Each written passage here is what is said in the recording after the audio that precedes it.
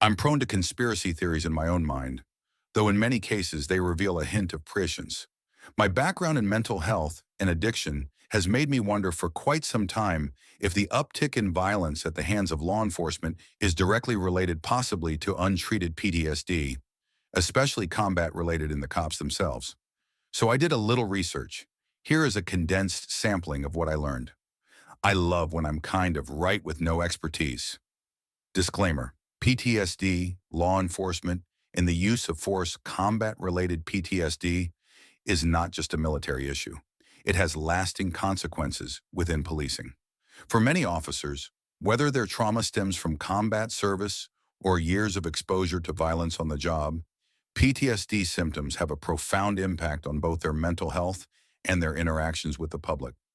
Symptoms like hypervigilance, irritability, impaired decision-making, and emotional numbing can make officers far more likely to perceive danger where there is none, and to react with excessive or inappropriate use of force in high-pressure situations.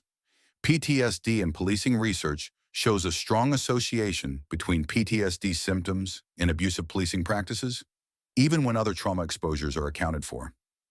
Hypervigilance, for example, magnifies threat detection, causing officers to misjudge harmless behavior as threatening.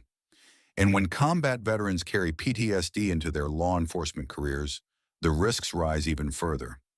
Cumulative trauma only makes miscalculation and escalation more likely. The mental health and stigma barrier. Despite the risks, many officers avoid seeking help. Stigma, fears over job security, or concerns about being sidelined prevent them from ever accessing treatment. Left untreated, PTSD leads to burnout, substance misuse, impaired judgment, and aggression, conditions that not only harm officers themselves, but put communities at greater risk. Breaking this cycle requires trauma-informed policies, accessible mental health services, and a cultural shift in policing, one that values wellness checks, peer support, and early treatment just as much as tactical readiness. Practical consequences. When PTSD goes unaddressed, the stakes are high. More violent encounters, more community mistrust, and more shattered lives on both sides of the badge. But with comprehensive mental health support, evidence-based therapies, and stress management training, officers can regain balance in their decision-making, reduce aggressive responses, and protect both themselves and the public. Border Patrol and ICE context. Border Patrol and ICE officers face the same PTSD-related risks, but in uniquely challenging environments. Remote patrols, exposure to humanitarian crises, and the moral stress of immigration enforcement all add layers of trauma. These stressors heighten hypervigilance and emotional dysregulation, increasing the risk of deadly force in contested situations. Yet mental health support and transparent accountability within these agencies remain limited.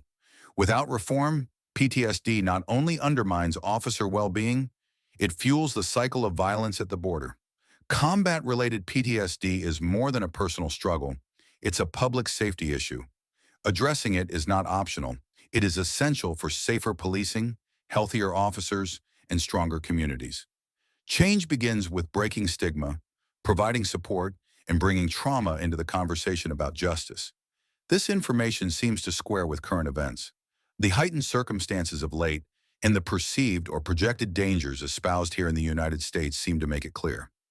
While I am no expert in law enforcement other than many years ago, when I hid from them for other reasons, I do find this data intriguing and hope you will dig deeper for yourself. If you find yourself having issues navigating today's world, look for help. It's there.